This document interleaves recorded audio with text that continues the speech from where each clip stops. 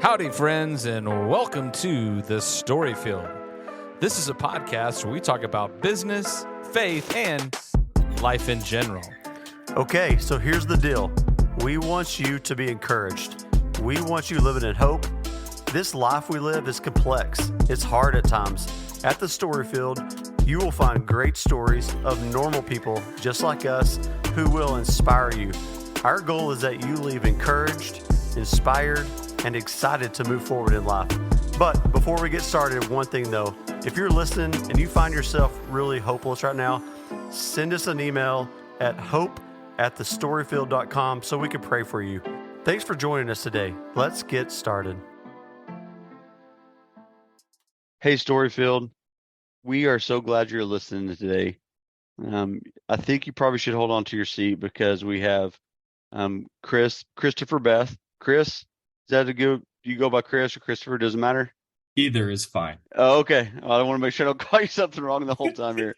So Chris is the founder and the chief storyteller and a director of the Bucket Ministry. So since it began 10 years ago, and I have a ton of questions on this, Chris. 10 years ago, nearly over 800,000 people have heard Jesus by and through having generational access to clean, safe drinking water. And that's the Bucket Ministry. Man, that's amazing. So 800,000 plus people? Yeah, in the beginning years of this, Josh, we really didn't have analytics, exact analytics like we have right now on the number of people served. So that's a minimum estimation. I think it's significantly larger than that, but it's safe to say at least 800,000 at this point. Oh, wow. I mean, God, you have a God story here. So most recently, and then let's get into the story. You've been doing a lot of work. The ministry's been doing a lot of work in Kibera, a slum in Nairobi, Kenya, in Africa. So some of the worst world living conditions in that place. Is that right? Yeah. And honestly, the first time I saw this slum and, since these people are our friends, they're our family, it gets more and more difficult to call this a slum, but that's what the world calls it right now. And Kibera is an informal settlement in the middle of Nairobi, Kenya, a big modern city, about 6 million people.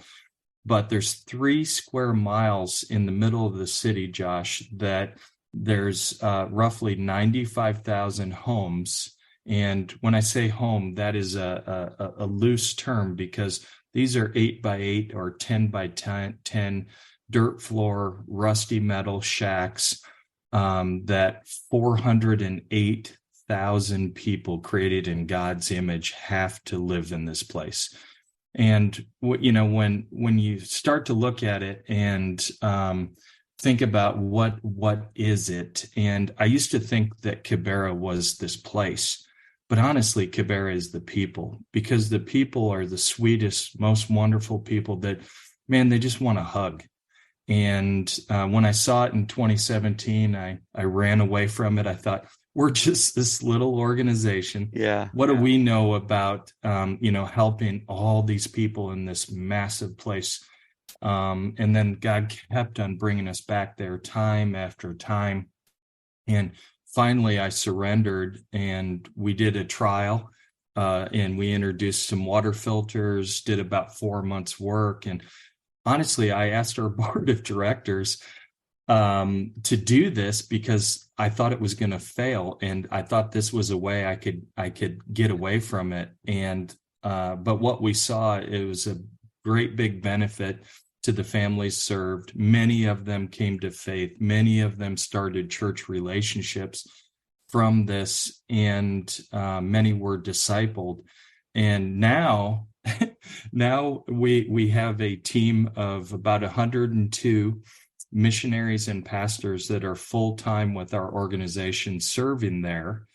And 99% of them live in the slum, and they came from, they were recipients. So we had delivered filters to them, shared the gospel, and discipled them. And that's how most of our team it got built at that point, and God called those people. So, Oh my gosh, it's brilliant.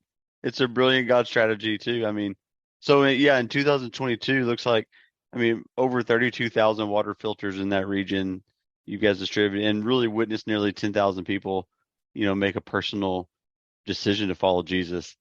That's unbelievable. and Well, I have nothing to compare that to, Josh, and that really seems like a huge number to me too. And I don't know, many churches that run exceptionally larger budgets than we have, that are seeing that quantity of people surrendering their lives to Jesus and then able to disciple them. So it's just been this great big blessing that we've been able to be part of his work, and he allows us to be part of it. And it's just such a privilege, and I'm privileged today to tell this story with you. yeah, thank you. Yeah, there's not a lot of it's a very it's a very simple concept, and that's what's so attractive to. I mean, but I know it's not simple in execution, but it's very simple like clean water and Jesus, which is really cool. Well, take us a little bit back to, we're both in Texas.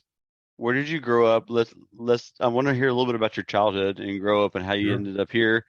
And then I want to talk about that first trip that kind of sparked everything. Absolutely. And I think my background is pretty much like a lot of people's background. And I grew up outside Chicago in one of the northwest suburbs, and have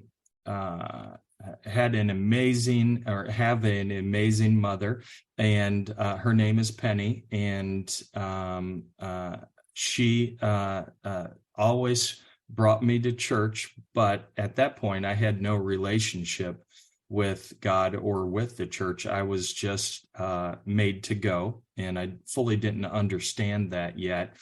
And my father worked for the government, and so I did not have a stellar relationship with my dad, and he struggled a lot too with human weaknesses. And so while I had a relationship in the church, I did not have a relationship with Jesus. And for most of my life, just walked that path where I think I knew there was a truth, but I didn't accept it. And I don't think I was a horrible person. I did things my way. I was always in the driver's seat. I was never really able to surrender and move into the passenger seat until about 2007. And I met this wonderful woman in high school. Her name was Sherry, and we met in 1984 and dated for 10 years before she finally said yes, that she would marry me. Oh, And praise God for good women.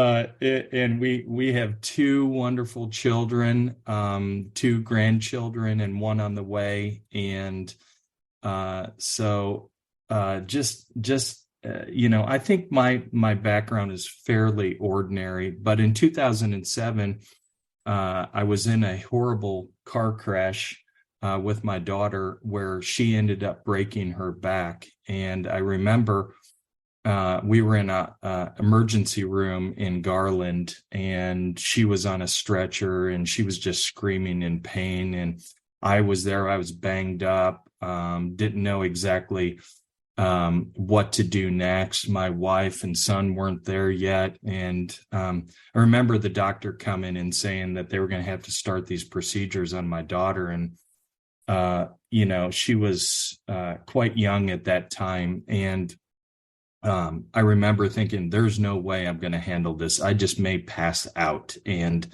because I'm information overload, and they're talking about doing these tests to my little girl that frankly I was frightened by. And I remember I knelt down in that emergency room hallway, and I invited Jesus into my life at that point, at the age of 40. Oh my goodness. And that's at the point where I surrendered. And physically, it was amazing because I felt all alone. I had to make these decisions without my wife. And as soon as I prayed that prayer and invited Jesus to take control of my life, that my wife walked in the door. And she's a nurse.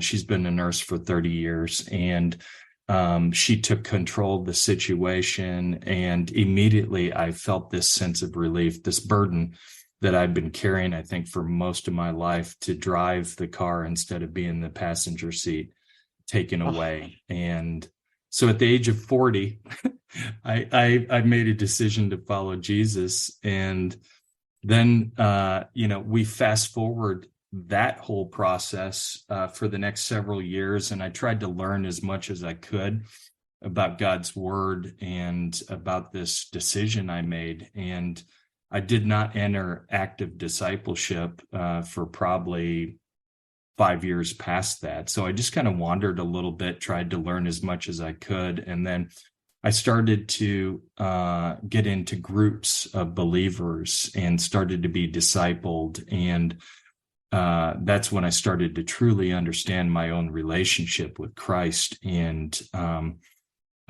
it was a beautiful thing once I started to be discipled.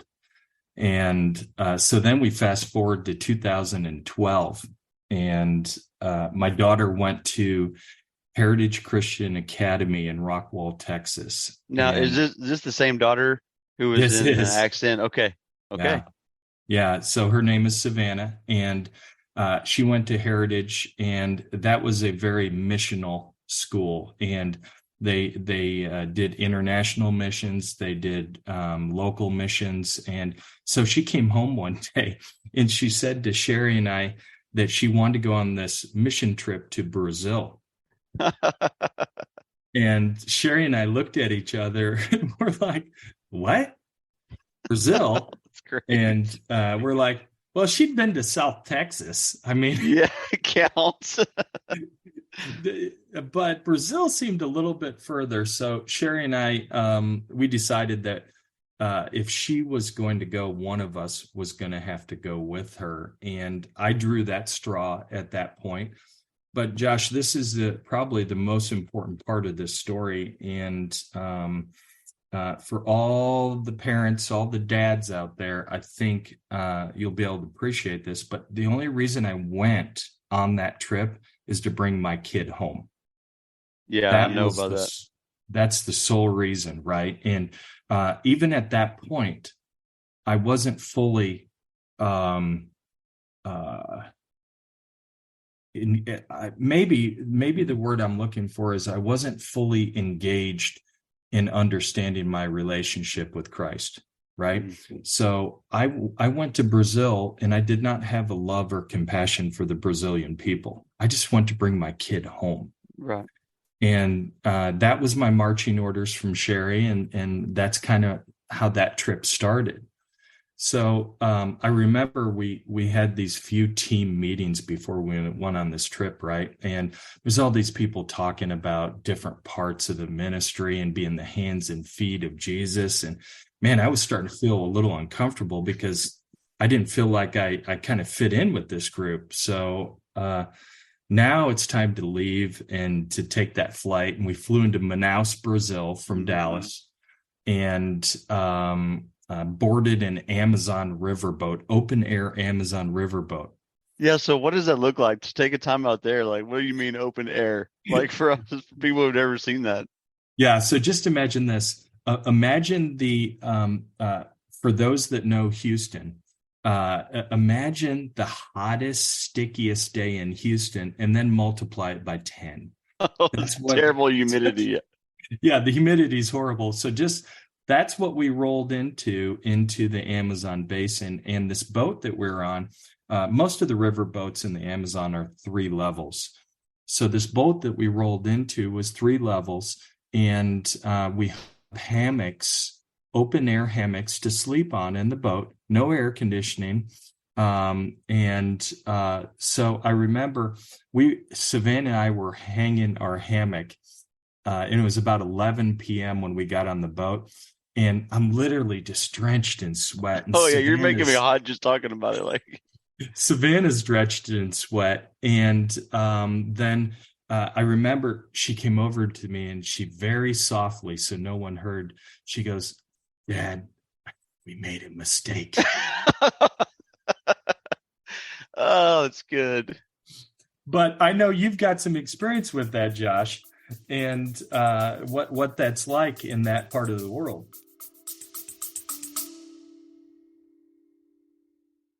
Hey, y'all. I just want to make an observation. When I see someone going through a legal situation, it seems like there are way too many unknowns.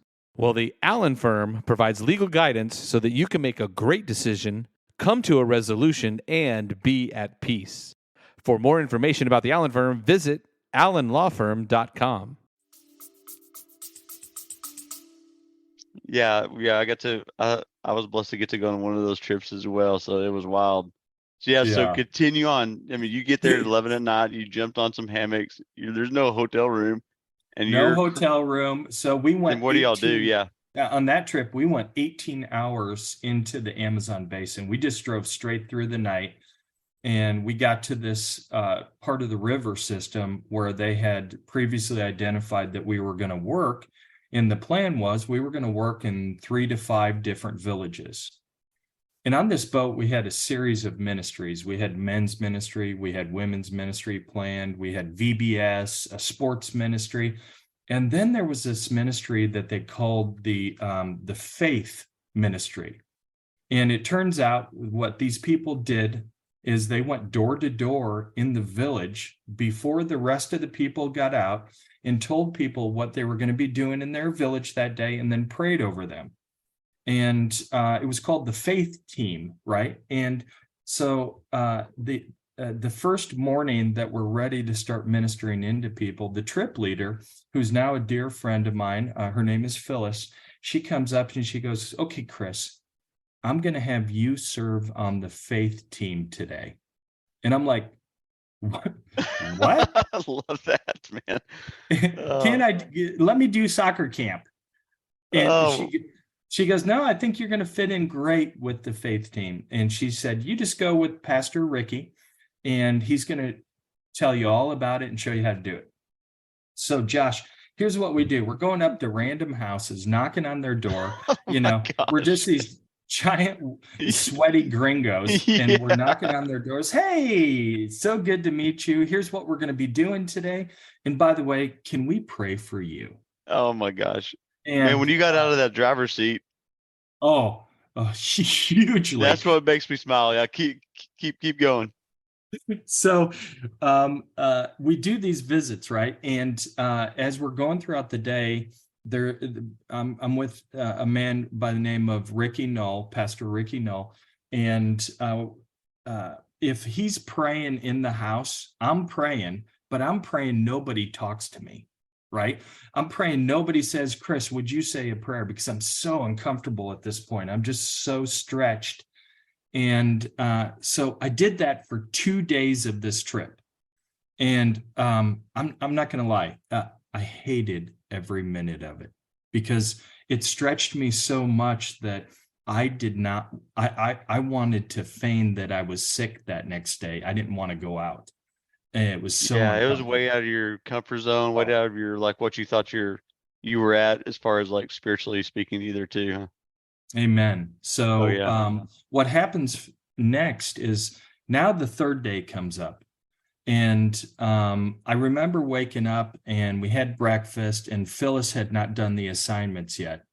And so she's reading off everybody's name and what they're going to do that day in this third village. And she comes to me and she goes, "Okay, Chris, I've got you back on the faith team today." And I thought to myself, I'm not going out. But then I thought, okay, I'm just gonna man up, and I'm gonna go out but I'm gonna talk to her tonight and ask her, can I do something else the next day?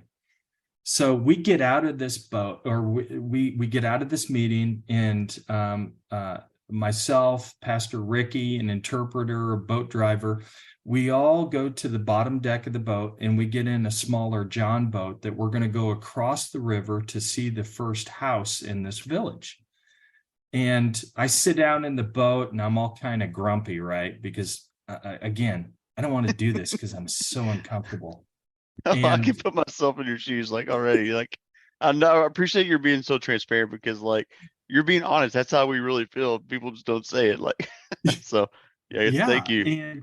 And so we get in this boat. I sit down, and then Pastor Ricky comes and he sits down in the boat and he's fidgeting before we shove off. And then he stands up and he jumps back out onto the dock. And I'm like, hey, what's going on? And he goes, you got it today. And I'm like, Oh, what? oh man. What do you mean I got it? And he's like, you saw what I did the previous 2 days. You handle it on your own today. And, Oh my goodness. and Josh, this is exactly what I said, because Pastor Ricky and I talk about this often. I said, please don't leave me. Yeah.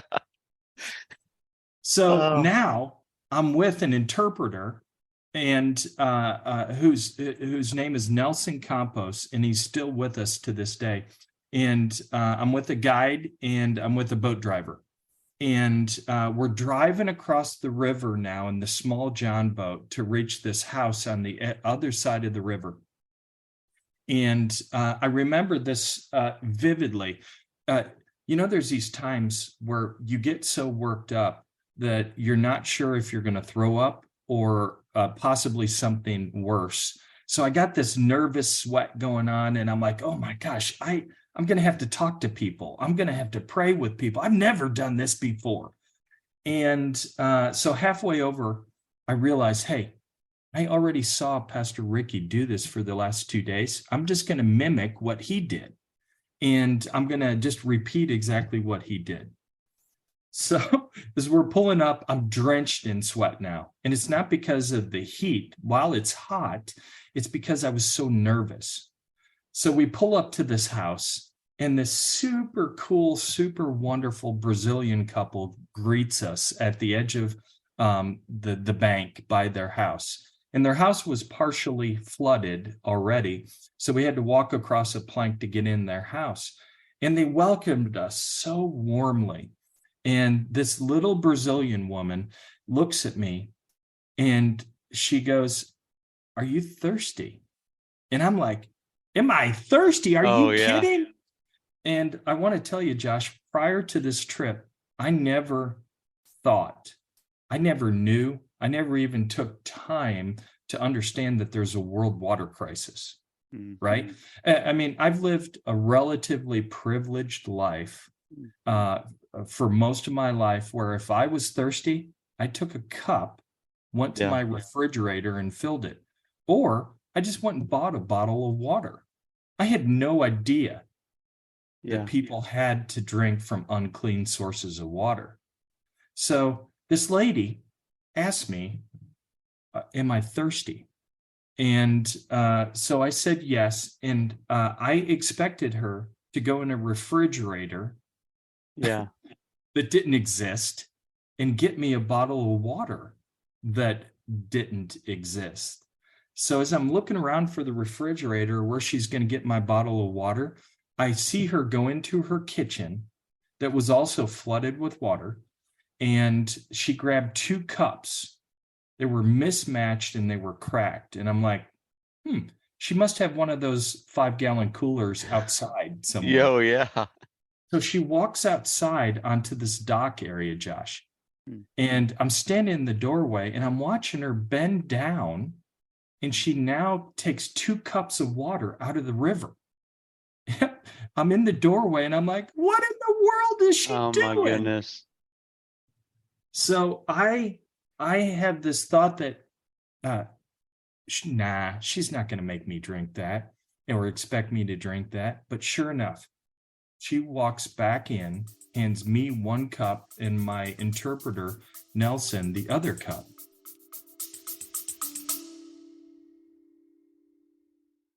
Unstuck Coaches hates it when movement and progress and a person's life or business is stuck, or frozen, or slowed, or just stopped altogether, well, we have found a solution.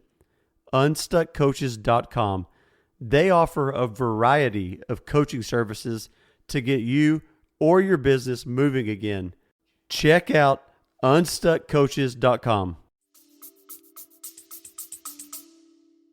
Oh wow, what did you do? I mean, what do you even? Because you're gonna make her Exactly. mad, mate. You're gonna make her mad, maybe if. Exactly. Yeah. Because on one hand, if I drink this water, I'm going to spend the rest of the trip in the bathroom. Yeah. If I don't, she's going to think I'm rude because I just told her how thirsty I was. So I'm sitting here pondering this decision, looking at this glass of water, and there's literally things swimming in it. And so I'm thinking, oh man, I'm just going to take a little sip. How bad can it be? Yeah. And then I see out of the corner of my eye, I look at my interpreter, and my interpreter's got his finger up in the air and he's waving it no. And he's whispering, don't do that. Wow.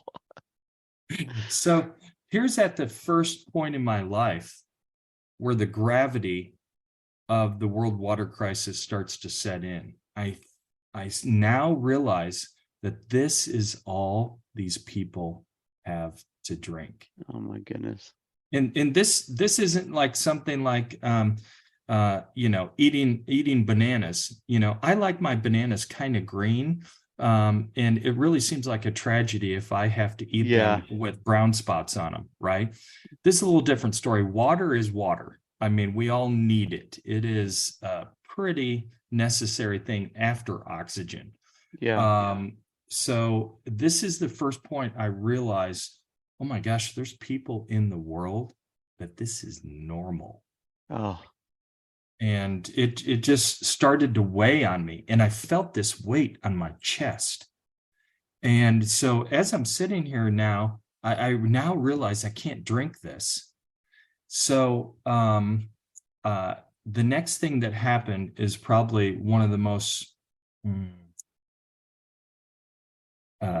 landmark things for this entire story. So I'm sitting here holding this glass of dirty water with things swimming in it. And prior to this day, Josh, I will tell you, I've never been in the business of hearing the Lord's voice. It's not my thing. Or maybe I should say I don't listen.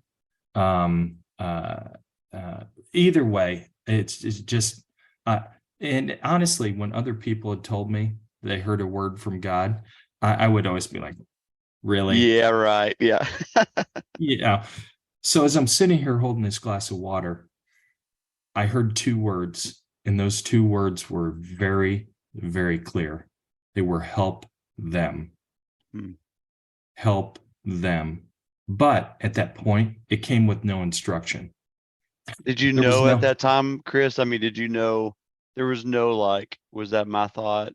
Was that whatever? Did you know pretty clear, like, okay, that was clearly from the Lord? Well, I'm going to tell you just how I thought that happened. Okay. I looked around. Oh, okay. I looked around as if somebody was saying that to me, Josh. Okay. And I knew immediately who spoke those words. Yeah. And but again, it came with no instruction. What does help them mean? Am I supposed to cook them dinner? Should I hug them? Should I give them $20? What does help them mean? So I left there that day with this burden of help them on my heart. And Savannah and I went home from that trip, and we get home, and I start telling Sherry and our son Griffin about the story of this trip, what happened, telling other people. And I tell them about this help them thing. And people start asking, so what does that mean? What are you going to do with that? And I'm like, I really don't know. I don't know. Yeah. So a few weeks later, one of the guys on that trip is a veterinarian, and he was running the medical clinic where we were serving at. And So I called him up and I said, "Hey, Dr. Casey, of all the people that you treated in those medical clinics, can you tell me how many were treated from some issue dealing with drinking unclean water?" And he goes, "Oh, that's easy. All of them." Oh my Okay. goodness. I'm like, "You saw like 150 people a day." And he goes, "Chris, they're drinking from the river. That's what happens." And I said, "What do you mean?" And he goes, "Every single one of them is drinking from an unclean source. And almost every single one of them presented with symptoms of waterborne disease, which could be skin rashes, could be headaches, could be runny stomach, a multitude of symptoms." And he said, "That's just how it is." So this is the second time where I start to understand the gravity of the problem, Josh, and this world water crisis. And maybe I start thinking that this is what help them means, is I'm supposed to go there and drill a well or bring a filter or, import a case of water. I don't know what this means. So at that point, I start researching the problem and I start trying to read everything I can about this world water crisis and start to find some stats, right? And I came across this one stat from the World Health Organization, and they cite that 785 million people lack access to something that I've taken for granted most of my life, and that's clean water. So I start researching more, and I find out that diarrhea is the leading cause in death in children under 5.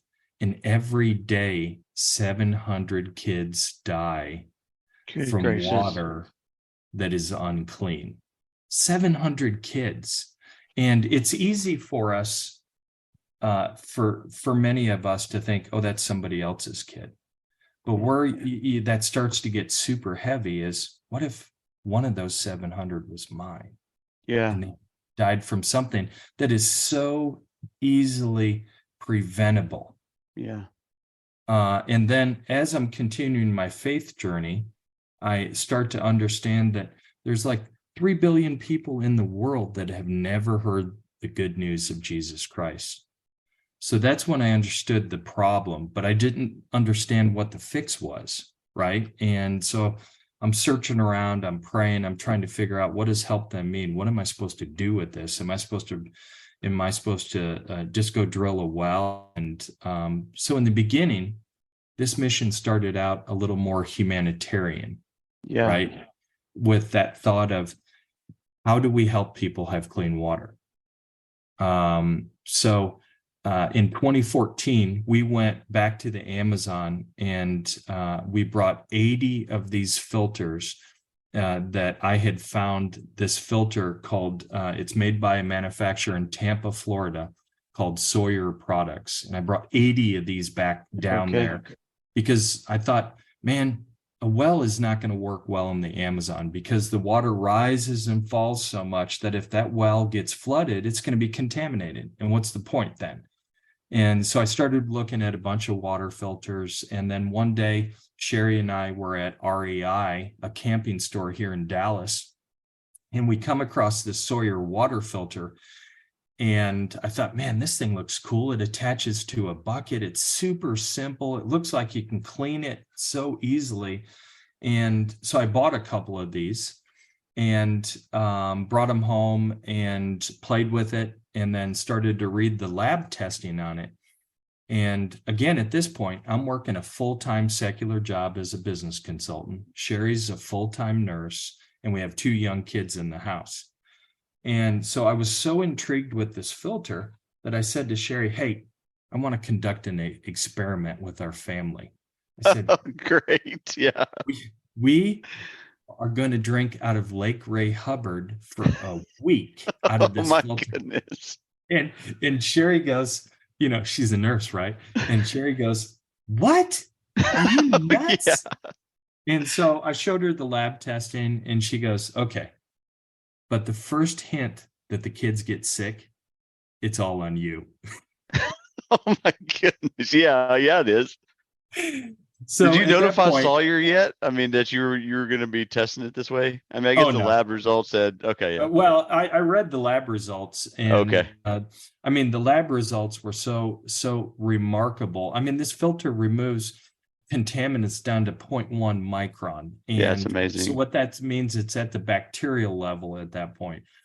So we drank out of this filter for a week from And Lake Ray Hubbard. time out And though. What did Savannah and Griffin say about that too? Were they on board? Like, let's do they it. thought it was cool. Oh yeah, Because they told all their friends, yeah, my we're dad's drinking out making of us the drink lake. lake water. Oh my gosh, that's hilarious. Okay, so y'all drank it for a week? Yeah, so we drank it for the week. And by the end of the week, Josh, we couldn't tell the difference if the water was cold between that and the Ozarka that we had delivered to our house. That's crazy. Wow. And nobody got sick. And so experiment passed. So at that point, we brought 80 of these filters in 2014 back to the Amazon. And again, I thought this was just a humanitarian project. I thought we'd go maybe to the Amazon once a year and hand out filters and frankly make ourselves feel good. Maybe what helped them meant. So we go on this trip, go to this village, and the village maybe had 20 homes, and we probably had 60 people sitting in front of us. And I went over this whole litany of things that I wanted people to know, why they're getting sick. I showed them pictures of bacteria and parasites, and You want to make sure they know, explained it at a scientific level, right? And then at the end of it, I gave people their filters, showed them how to use it, and people were like jumping for joy, and they were so happy, and I felt so good about myself. And then at the very end of this thing, everybody else is packed up, they're on the boat, and I'm having some last conversations through an interpreter with the crowd. And this Brazilian man comes up to me and he asked me a question that changed everything. So he goes, "Hey, listen, can you tell me how you got to our village today?" And I'm like, "Yeah, that boat and that captain, that's how I got here." And he's like, no. Of all the villages in the Amazon, how did you come to ours to help us? And I thought, why in the world is he asking me this? I don't know how to answer this. And then I was like, well, I'm a follower of Jesus Christ, and we felt that you needed this gift, and this gift is exclusively from Jesus. So the next thing he said, Josh, is really what changed everything for me. This guy goes, "Who is this Jesus?" Oh my. So, and this is what I did. I literally turned around and looked for the pastor, right? So Yeah. I'm turning around and I'm like, "Hey, where's the pastor?" And because I need that pastor to tell this guy about Jesus right now. Because, I'm just an ordinary guy. I'm a business consultant. And while I have Jesus in my heart, I have no idea how to tell him about Jesus. I can't stand on a rock and preach. So at that point, there's nobody there. So I decide I'm just going to share this guy, or share my testimony with this guy. I tell him about the car crash, and I tell him about Jesus rescuing me and how he's a friend that will never, ever leave me. So at this point, this Brazilian guy goes, "How do I have that? How can I have a friend that will never leave me?" So I shared with him the plan of salvation. Yeah. And I shared with him about confessing that Jesus is Lord and that God raised him from the dead, and that is his path for salvation, and about repenting of his sins. And he's like, "I'm ready. I want that right now." And as he said that, about 40 people behind him said, "Yeah, we want that too." Oh my goodness. So that's the day that we realize that this Sawyer water filter, while it saves lives physically, we realize that it can be an eternal tool to save lives also. Because the people that get the clean water, the illustration is not lost on them. Because most of them have never, ever seen what clear water looks like. They think that their water is brown and muddy. They think that's normal. And you think about that, Josh, and you're like, wow, if I thought that muddy water is normal and then I see clear water, I think I might want to sit there and listen to what these people are saying. Oh, yeah. Oh, my So goodness. it really becomes a door opener. And so what we saw that day is that people's hearts were softened through this process. And they all had their water filters in their hand. So it's not like we leverage the water filter. Okay, we're going to give you this water filter Yeah, if you, yeah. receive Jesus, right? They already had their water filters. They wanted to know about Jesus. So that became really the foundation of what was originally an effort just to bring some water filters to Brazil. And now it's a ministry. And the water filter, which again is a wonderful tool to save lives physically, becomes a tool to introduce people into a relationship with Jesus. Man, Yeah. that's so powerful. So unbelievable. And I just think about the Lord's hand in getting you on the trip. I mean, the car crash, getting you on the trip, you not really being interested in being there, and discipling you, and giving you the filter, just so on and so forth.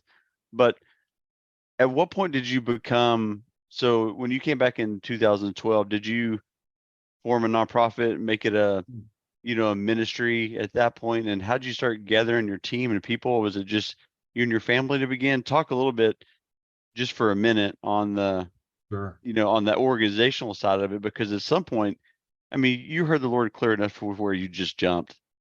I mean, you obviously had to set your business consultant stuff aside or do it in conjunction with it, but you were all in, it sounded like. Did you I was form all in, but I didn't know what I was all in on, Josh. That's the problem, is I didn't quite fully understand what all in meant. So from 2012 to basically the end of 2018, I worked my secular business consulting job full-time, and I worked ministry full-time. So I had 2 full-time jobs.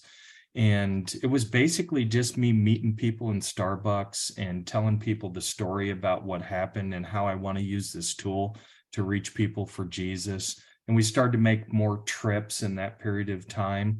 And we started to open up other countries. I thought it was just going to be Brazil forever, but God opened doors to Uganda and Kenya and Haiti and all these other places. So at the end of 2018, it became clear that this thing was growing at such a level that I was either going to have to decide that I was going to hand this off to somebody else, or I was going to take this on full time. So Sherry and I obviously were praying over this, and we got a very clear word from the Lord that this was the path I was supposed to be on. And I quit my secular job that I had for 35 years and jumped into something I knew nothing about. I think in 2019, I also got licensed as a pastor through my home church. And so my life change at that point was pretty remarkable. And my family was supportive. Sherry was amazingly supportive. And so that was my path, but the ministry's path was even more remarkable. And since inception, we have been blessed to really, in every single year since inception, we have doubled the amount of people that we've served, and the Lord has doubled our donation revenue that has come in. And that is a sign that I believe he's with us. Oh, man. Well, I mean, I have questions even about like the team. Like, who started coming along? How'd you get a small group around you initially? I mean, you were doing this for about 6 years, and then you made it official. And you said you had 100 people in one Africa campaign right now, right in now. one campaign. So just talk a little bit for us business people and like organizational kind of guys who want to know, Yeah. like, okay, how did the Lord do this through the team? Well, I now know that people are attracted to being able to see where God is working.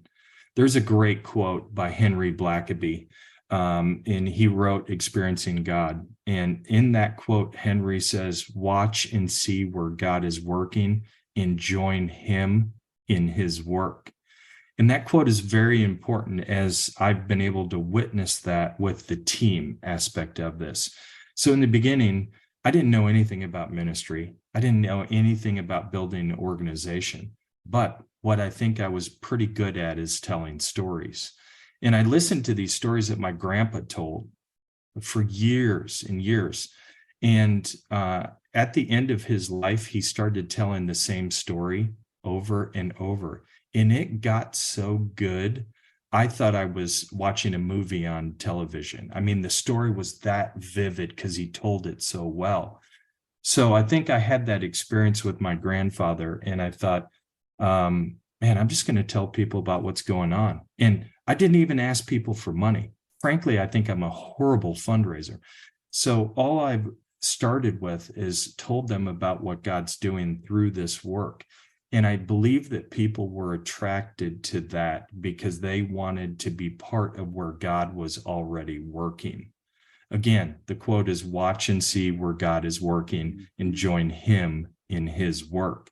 So I believe that people were attracted to that, Josh. And so that started a foundation of core volunteers.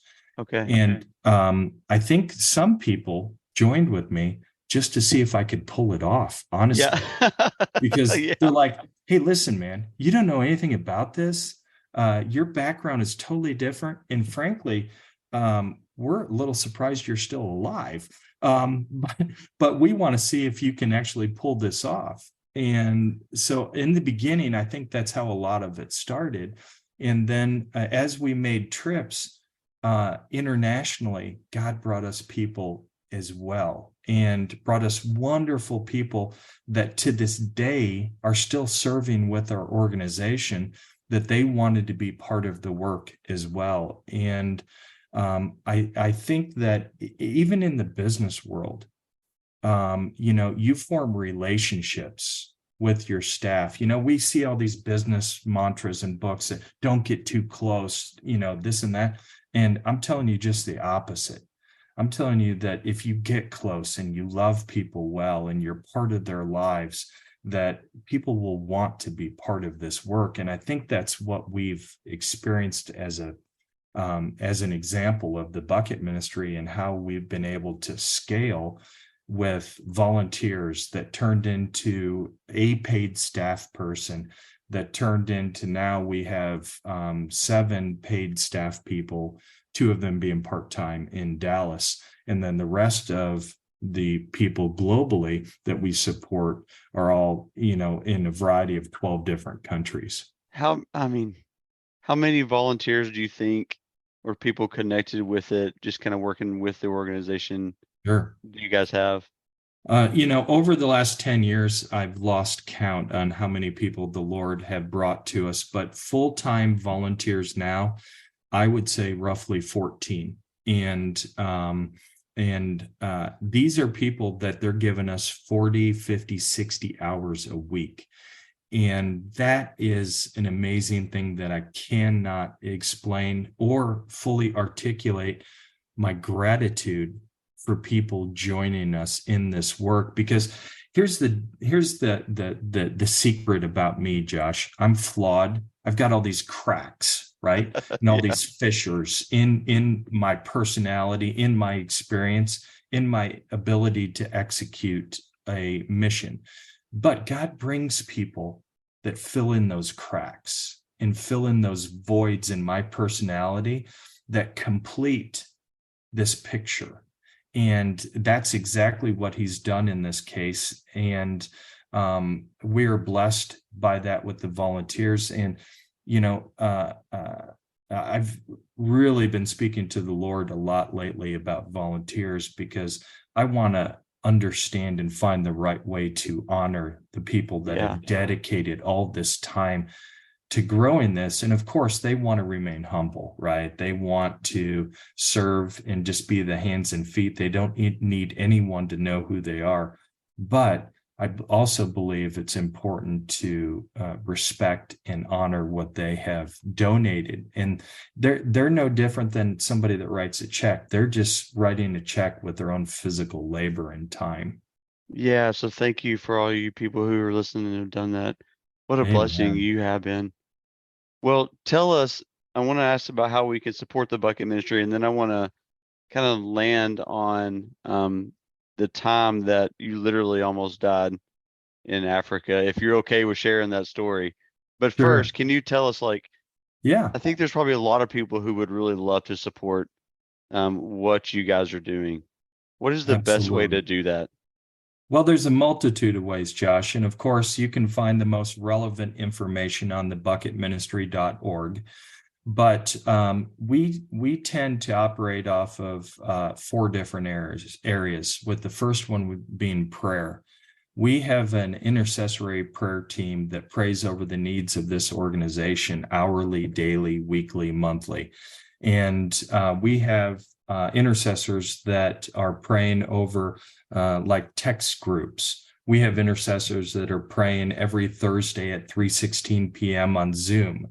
We have intercessors that are praying over email and engaging that way. So we believe that prayer is the first and most important part of what we do. So that's the first of those pillars, let's say. Then the next one would be giving. And that's obvious, or it should be obvious for most of us, because at the Bucket Ministry, we work from OPM, other people's money. Yeah. And we respect that and we honor it. So it costs us roughly $50 to provide generational access. So 20 plus years of clean, safe drinking water through the Sawyer water filter, a bucket, antiparasitic medicines, 3 follow-up visitations for each recipient family, and a Bible if they don't have a Bible in their heart language. And that's And $50 roughly yeah, for that $50. setup.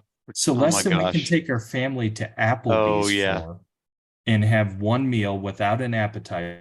We can provide access and hope, the hope that comes from a relationship with Jesus and access to 20 years worth of clean water.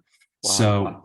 So because of a very simple tool that we have that we call mission mapping, every single filter that we put into the field, we are able to show donors if they want to see where their donation has gone. We're able to show them the exact GPS location, pictures of family, and we can show them on a map of the families that they have served.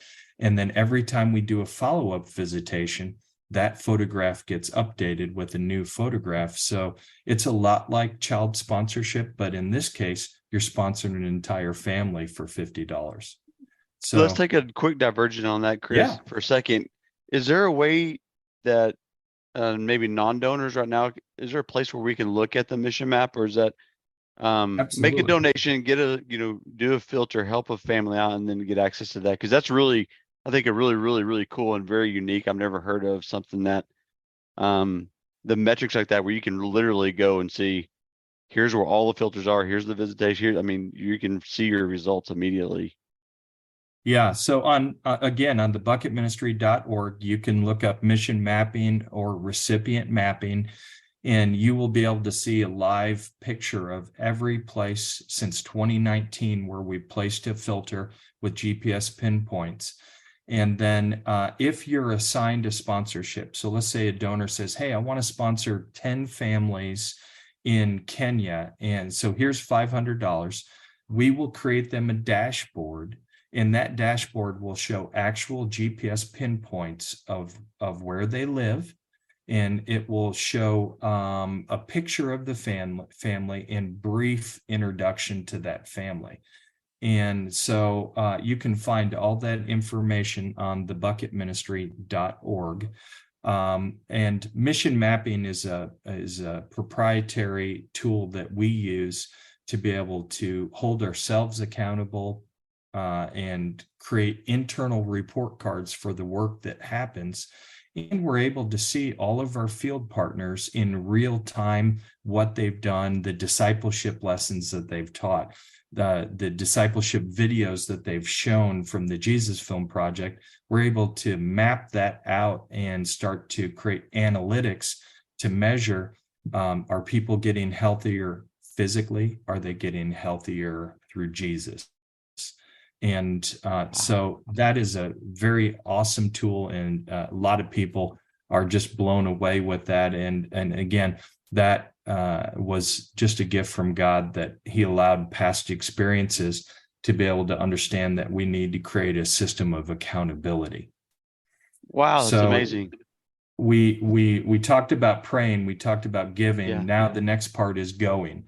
We run probably 6 to 8 trips that we call bucket list expeditions, that we go into active campaigns that we are already working, and we bring either teams from churches, individuals into the field, and we show them where God is working and allow them to be part of that work in whatever capacity they want to. So we could certainly take people into the field. And then the last part of this, the 4 pillars that we work from, is what we would call telling the story or sharing the story. And it's just what we're doing today, right? We're sharing God's story as how he works through ordinary, uneducated, untrained people, as we see in Acts 4:13 with Peter and John. So can you help us by making an introduction and getting us in front of a Bible study class so we can just share the story about where God's working? So that's a big part of it. So it's either pray, give, go, or tell. That's amazing, Chris. And all those can be, absolutely, thank you. And all those can be found on thebucketministry.org. Okay. Wow. Okay. That's a lot to take in, my friend. Man, I'm just amazed that I really am amazed. I appreciate your heart and like the way you've approached it, and just your honesty about the Lord just walking you through and growing this thing through you, getting all the team and what he's done. It's about him clearly, and about, saving lives physically too and spiritually. It's unbelievable. I was actually showing some video I found on the Bucket Ministry, some of my kids, and they were, they save a little bit for give, and they're like, I want to, so they're in. I mean, I think it's amazing what you're doing. But so cool. Tell us, let's land the episode. I want to hear about, I'm glad you're still with us. So you almost lost a battle to COVID in Kibera. So can you talk a little bit about that? Sure. And that is a story that's near to my heart. And so in 2021, I took a team into Kenya to work in the Kibera slum. And roughly 3 days into the trip, I got sick. I tested positive for COVID. And that was at the point that you could not come back to the United States without a negative COVID test. That was at the height of the lockdown. And so at that point, I knew I was going to have to stay. The rest of the team was fine. They didn't test positive, so that I wanted them to leave. So the team left, and I was in Kenya by myself with COVID, and honestly thought I was just going to walk through this. And you remember that whole thing we talked about, Josh, about driver's seat versus passenger seat.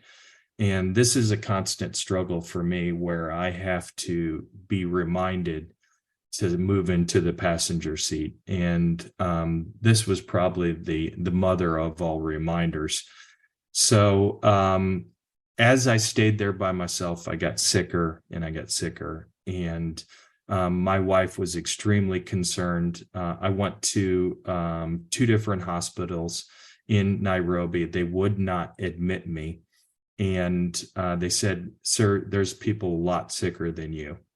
And I remember one night I woke back up at about 11 p.m. I'd gone to bed earlier, woke up, and I had 104 temperature and my pulse ox was 78. Oh So I my called goodness. Sherry and I said, hey, this is going on. And she said, you go to the hospital right now. And you said you demand a chest x-ray. And so Nairobi was on lockdown. And I had to call an ambulance to get me to the hospital.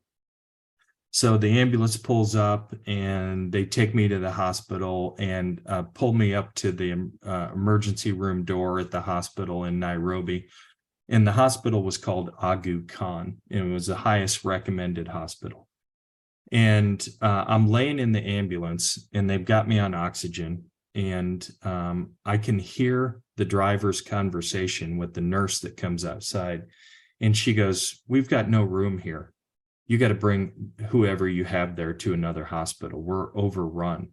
And the driver said, and I heard him clearly, this guy's not doing too good. I'm not sure he's going to make it to another hospital. Goodness.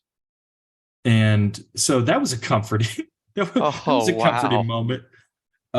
So she's like, okay, but if he needs to be admitted, we can't take him. So they bring me in, they put me in this special room with special airflow, sucking air out of the room so I don't contaminate anyone else. And I see a doctor and they take my temp, take my pulse ox, and they listen to my chest. And they said, well, sir, you're no worse than anybody else here. And honestly, there's people here a lot worse than you, and we have no room. So here's what you need to do. And I said, I'm supposed to get a chest x-ray. And they said, we don't think you're bad enough for a chest x-ray. What's a normal pulse ox? What's a normal pulse ox anyway? Like 96, 7, 98? You were at 70 something too? 78. Oh my gosh. So the ambulance guys, I have to call them back. They take me back home and I managed to fall asleep.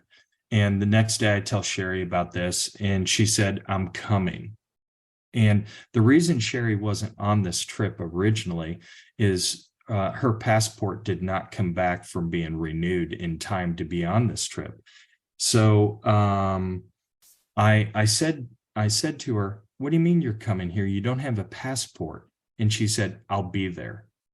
And it was like there was no discussing this with her, Josh. So she starts preparing and she gets a ticket even before her passport came back. And she was supposed to fly on like Friday.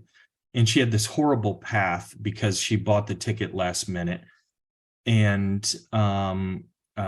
she gets off from work and she takes FMLA leave for this to come to Africa.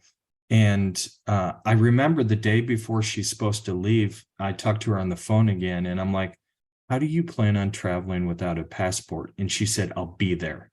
Oh my, what a faith too, really. I mean, and later that day, Josh, her passport came in the standard mail. Oh my goodness. So she gets on this plane. She takes this horrible route through Chicago and New York and finally gets to Kenya. And I remember I wanted to hire a car to bring me to the airport.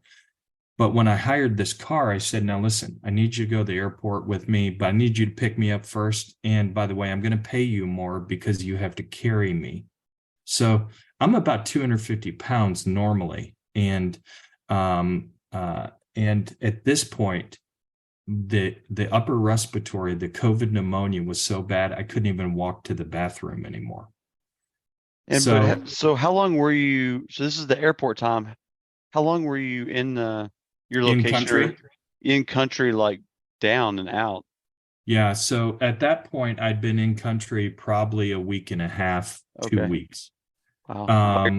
By yourself, just by myself, stuck in this guest house. Oh man. And that was all boarded up and they didn't let me around other people. So 24 hours a day, I'm by myself. And I prayed a lot during that time. But anyway, back to picking Sherry up. So I hire this driver. He carries me into the car. We go to the airport.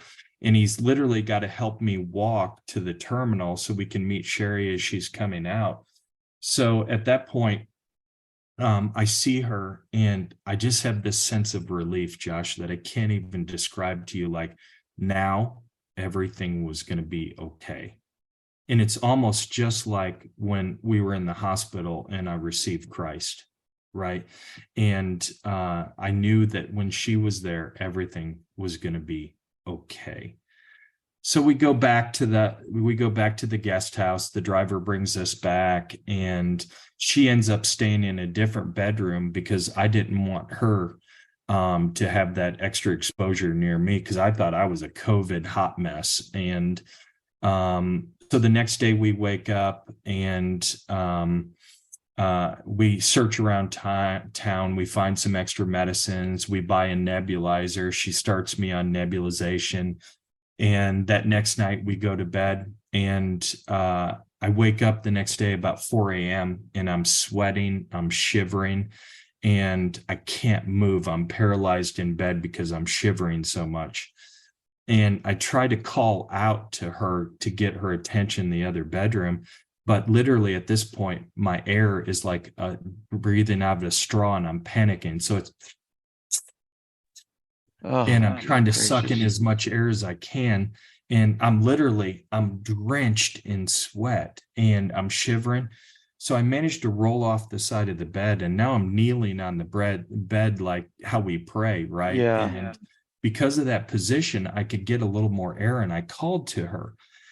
And she comes running in from a dead sleep, and she looks at me, what's going on. And she doesn't remember this part, but she hit my back so hard with her open palm that it knocked something loose and what was going on inside my chest.